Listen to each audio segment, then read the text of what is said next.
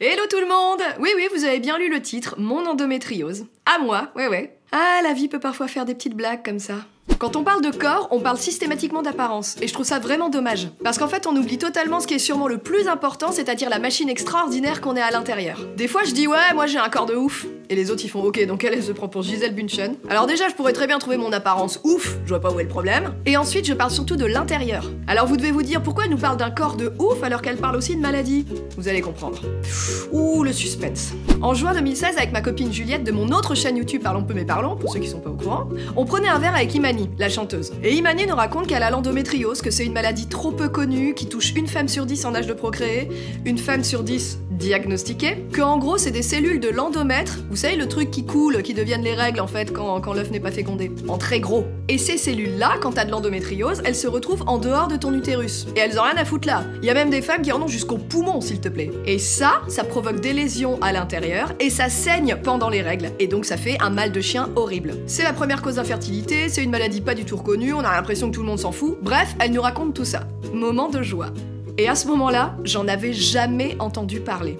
C'est pas un truc de ouf, franchement. Et plus j'écoutais Imani, et plus je me disais, ouais, ces douleurs, ça me parle quand même vachement. Je me retrouvais pas mal là-dedans, en fait. Donc on a fait cette vidéo avec Juliette en juin 2016, et alors ça a eu un effet boule de neige parce qu'il y a plein de médias, de télé, radio, magazines qui nous ont appelés pour en parler. Et moi, pendant tout ce temps-là, j'étais là, ouais, c'est super dur, c'est une maladie super dure, ah, les pauvres femmes, sans savoir qu'en fait ça se passait dans mon corps. Je fais un petit retour en arrière. Attention, flashback. J'ai longtemps eu un rapport particulier à mon corps. Alors déjà, plastiquement, je l'ai déjà expliqué dans une autre vidéo, j'étais très maigre, je ne me plaisais pas. Ensuite, intérieurement, j'ai longtemps eu des petits bobos par-ci par-là. À 12 ans, j'ai développé de l'asthme, j'avais tout le temps des problèmes de ventre, je me suis fait 2-3 entorses dans la vie, bref, rien de bien méchant, hein, mais des petits trucs relous comme ça. À la maison, on avait des grosses boîtes de médicaments et on allait très souvent chez le médecin. C'est pas un reproche, hein, encore aujourd'hui, je préfère aller chez le médecin que de faire des déductions moi-même. Mais c'est pas là où je veux en venir. Ce que je veux dire, c'est que comme dans beaucoup de maisons, on prenait un médicament pour enlever la douleur, mais on cherchait pas à savoir pourquoi on avait cette douleur. T'as mal au crâne, tu prends un paracétamol, tu passes à autre chose. Bon, pourtant, c'est jamais anodin, surtout quand c'est récurrent. Mais jamais ça m'est venu à l'esprit de me dire mais pourquoi je tombe malade? Pourquoi est-ce que j'ai mal au crâne ou ailleurs? Ce genre de réflexion-là, je me les suis faites des années plus tard. En bref, j'écoutais pas mon corps. Mon corps me parle, votre corps vous parle aussi, et je passais complètement à côté. Du mien, hein, pas du vôtre. Alors, quand tout va bien, on dit rien sur son corps. Il nous supporte tous les jours, il nous accompagne, on mâche, on digère, on fait caca, on respire, etc. Tout ça sans jamais s'en soucier. Mais quand il y a un dysfonctionnement, alors là, ça nous plaît pas du tout. Et c'est à ce moment-là que tu prends conscience de ton corps. Que tu te dis, ouais, mon estomac, je préfère quand il digère plutôt que quand il m'envoie des remontées acides ou qu'il vomit. Plus le temps passait, et plus je sentais que ça me suffisait plus de prendre un médicament et hop, on continue. J'avais l'impression de mettre des pansements sur des plaies ouvertes, mais pas de les soigner en profondeur, surtout sur des trucs récurrents. Du coup, j'ai commencé à m'intéresser à des médecines dites alternatives. Alors attention, je suis pas du tout anti-médecine traditionnelle, je vais voir le médecin, je prends des antibiotiques nécessaires, mes vaccins sont à jour, etc. Bon. Mais c'est vrai que j'ai souvent accompagné la guérison de maux tels que douleur de ventre, douleur pelvienne, évidemment stress et autres crises d'angoisse, par des médecines naturelles. De l'hypnose, de la sophrologie, de l'acupuncture, des trucs comme ça quoi. J'ai toujours été très réceptive à ça, et je suis toujours tombée sur des personnes bienveillantes dont le discours me parlait beaucoup. Oui, parce qu'attention, il y a beaucoup de charlatans, faut faire gaffe. Mais c'est durant ces séances-là que j'ai commencé à prendre conscience de mon corps, parce que j'étais connectée à lui. Donc, je reviens en juin 2016. Wouh, super flashback. On fait donc cette émission avec Juliette sur l'endométriose, et 2 ans se passent durant lesquels je continue d'avoir mes douleurs tous les mois. Et j'en parle un peu à des médecins quand même de l'endométriose. Et on me répond, moi, il y a pas de signaux inquiétants. Mec, attends, c'est la foire à la saucisse dans mon bide tous les mois, c'est pas inquiétant ça? Tu veux quoi de plus? Et surtout, comment tu peux le déduire sans examen? Mais comme j'avais tendance à être un peu parano et hypocondriaque, mais ça c'est un autre sujet, je me disais non mais Maud, t'hallucines, t'as juste mal, c'est tout, bon. En mai 2018, je pars à Cuba. Ça c'était génial. Le sable blanc, la mer turquoise, les palmiers. D'ailleurs ça c'est moi sur la plage à Varadero. Avec Kevin on a fait plein d'hôtels de ouf, les gens sont super gentils, mais c'est pas du tout le sujet de la vidéo. Mais quand même Cuba, bon délire. À part 2 ou 3 nuits durant lesquelles j'avais mes règles. Et j'ai eu tellement mal que ça me réveillait en sursaut. Mais genre, quoi? Qui horrible. Alors là d'un coup les palmiers et le sable blanc, t'en as plus rien à carrer. De retour à Paris, je vois ma psy. Oui parce qu'à ce moment-là je voyais une psychothérapeute pour une raison bien particulière que je vous raconterai dans une prochaine vidéo. Et je lui parle de ses douleurs. Et elle me répond, non mais attendez, non elle parle pas avec cette voix-là, mais elle me dit, non mais vous avez droit de faire un examen complet. Et du coup je sors du rendez-vous et je me dis, mais c'est vrai merde, fais chier putain. Oui, j'étais un peu vulgaire. J'appelle ma gynéco, que déjà je sentais pas des masses, mais je continue à aller la voir parce qu'elle était douce. Et elle me dit oui, bon, bah, si vous voulez, faites une échographie. Non mais elle avait juste à ajouter, si ça vous fait plaisir, pour être une parfaite connasse, quoi. Je passe mon échographie et la radiologue me dit, il y a un petit kyste un petit peu inquiétant. Et elle me conseille fortement de passer une IRM. Je rappelle ma gynéco pour lui dire et elle me dit non mais c'est des kystes de fonction, ça toutes les femmes en ont. Non mais attends, jusqu'à quand tu vas dénigrer mon état, merde? C'est ton bide? C'est toi qui as mal? Non. Bon, donc je lui réponds oui, tu sais quoi, tu me fais chier avec ton dédain à la con, je vais faire mon IRM et en plus je t'emmerde. Non, j'ai pas du tout dit ça. J'ai dit ah oui, vous croyez? Oui, parce qu'en plus tu t'excuses limite, hein. Mais ce jour-là, j'ai décidé que non, ça suffit. Je veux une réponse claire. Donc je décide de m'écouter, d'écouter mon corps, je prends un rendez-vous pour faire une IRM, encore une fois sans ordonnance, donc tout ça à mes frais. Arrive le 21 juin 2018, quasiment jour pour jour, 2 ans après la vidéo avec Juliette. Hein.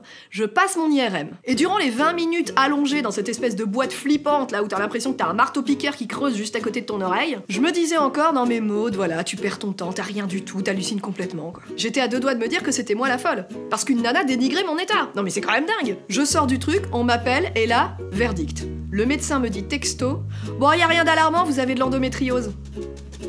Rien d'alarmant. Mec, je vais mettre tes couilles dans un trou du cul, tu vas voir s'il y a rien d'alarmant. Bon, avec le recul, je me dis que pour lui, qui a dû voir des trucs de ouf, ça devait être effectivement rien d'alarmant, mais quand même, dis pas ça quoi. En plus, on a fait une vidéo là-dessus, donc j'ai mis l'image qui me viennent, tous les témoignages de ouf de femmes que j'ai entendus, enfin, franchement, je suis pas bien. Il m'explique tout, que je dois prendre un rendez-vous avec ma gynéco, donc non, pour savoir quoi faire de cette endométriose, est-ce qu'on opère, etc.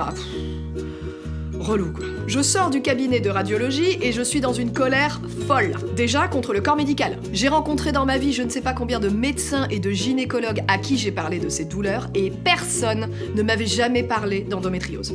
Personne. Personne ne m'avait jamais proposé de faire un examen plus profond. C'est quoi ce bordel? J'ai dû le faire toute seule. Alors on va se mettre au clair tout de suite. Vous avez le droit de taper du poing sur la table et d'exiger de passer une IRM. On est tous en droit de demander des examens complets, quitte à changer de médecin. On y a droit. Merde! Ah, j'étais colère. Et ensuite, j'étais en colère contre mon corps. J'ai commencé à penser qu'il me lâchait complètement. À ce moment-là, je suis stressée, angoissée, déprimée. Pas bien. Pas bon retour de vacances. Et quand je suis dans cet état-là, je me tourne vers les médecines parallèles qui, moi, me font un bien fou. Après, c'est que mon expérience. Hein. Et je prends rendez-vous avec une chiropraticienne, je sais pas si on dit comme ça, mais on va dire que oui, que m'a conseillé Aude GG. Merci Aude. Je vais voir cette femme, je lui raconte tout l'état émotif dans lequel je suis, et notamment le fait que j'ai l'impression que mon corps me laisse tomber. Et cette femme me dit que non, que mon corps n'est pas en train de me lâcher, que mon corps est un allié qui ne veut que mon bien. Et qu'au vu de tout ce que je lui raconte, mon corps me laisse relativement tranquille, malgré les petits trucs qui développent de temps en temps. Et là, je fais le bilan, et je me dis qu'elle a raison. J'étais en train de dire du mal de mon corps, alors que c'est vrai qu'à chaque fois qu'il dysfonctionne quelque part, il le fait, mais juste un petit peu. Comme pour me dire quelque chose, et après il se répare. Ou il me laisse tranquille. Sérieux, hein, j'ai plein d'exemples comme ça, je peux pas tous vous les citer parce que ce serait vraiment très intime, mais par exemple, j'ai de l'asthme, mais il me laisse tranquille. En fait, mon corps, il met des petites pichenettes comme ça de temps en temps, comme un garde-fou. Et j'avais l'impression que les grosses douleurs que j'avais ressenties à Cuba, en fait, c'était mon corps qui m'alertait, et qui me disait « Ah, tu sais quoi, va faire une IRM quand même !» Non? Elle a toujours pas compris? Bon, on envoie l'artillerie, c'est parti! Et cette femme ajoute quelque chose auquel je m'attendais pas du tout, un conseil qu'on m'avait jamais donné. Elle me dit qu'il est temps que je fasse la paix avec mon utérus. Que j'insulte tous les mois depuis un certain nombre d'années parce qu'il me fait un mal de chien, alors que c'est négatif et que ça sert à rien tout ça. Alors ça paraît chelou, hein, dit comme ça, mais pour moi, qui cherche à être la plus positive possible, ouais, ça m'a paru cohérent. Et je repars avec ce conseil, faites la paix avec votre utérus. Bon. Quelques jours se passent, on doit être le 8 juillet, je me réveille un matin et je sais pas pourquoi, mais je sens que c'est le moment.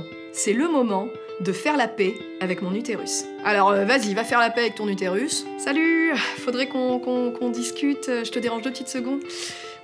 Bon, je fais simple, je pose mes mains sur mon utérus, je sens évidemment la chaleur de mes mains, et je lui parle. Et je m'excuse auprès de lui de l'avoir accusé de tous les maux, je lui dis que je ne lui en veux pas, et que je sais qu'il ne me veut pas de mal. Et finalement, j'élargis le sujet, et me voilà à demander pardon à mon corps entier pour tous les trucs négatifs que j'ai pu penser sur lui. Je lui dis que je sais qu'il n'est pas contre moi, que c'est mon allié, qu'il ira toujours dans mon sens, je suis en paix totale avec moi-même. Et à ce moment-là, je suis persuadée, et encore maintenant, que c'est une des meilleures choses que j'ai faites.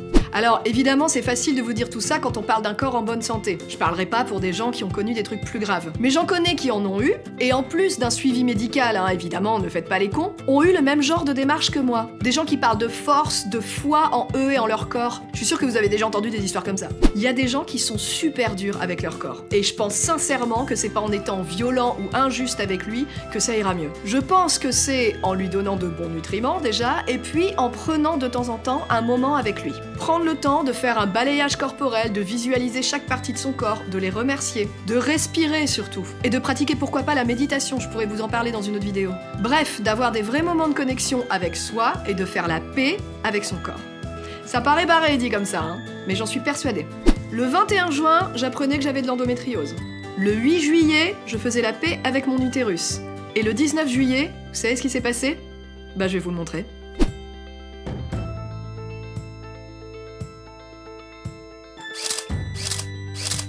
Vous vouliez un scoop?